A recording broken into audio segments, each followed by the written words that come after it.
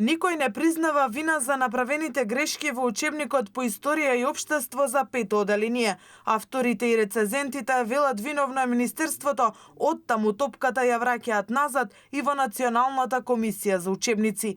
Никој не признава пропуст, но неспорно е дека пред учениците со задоснување од цело полугодие беа доставени учебници со суштински грешки. Во случајот со ракописот по предметот историја и општество за пето одделение, мислењата кои што во Националната комисија за учебници пристигна од БРО и од рецензентската комисија беа позитивни, но со листа на забелешки и сугестии, кои што треба да бидат внесени од страна на авторите пред да се печати учебникот. Наведено е дека тие треба содржински да се анализираат и отстранат сите пропусти. Жалиме што поради ограниченоста на временскиот интервал не ни се даде можност за подетална проверка пред печатење на книгата.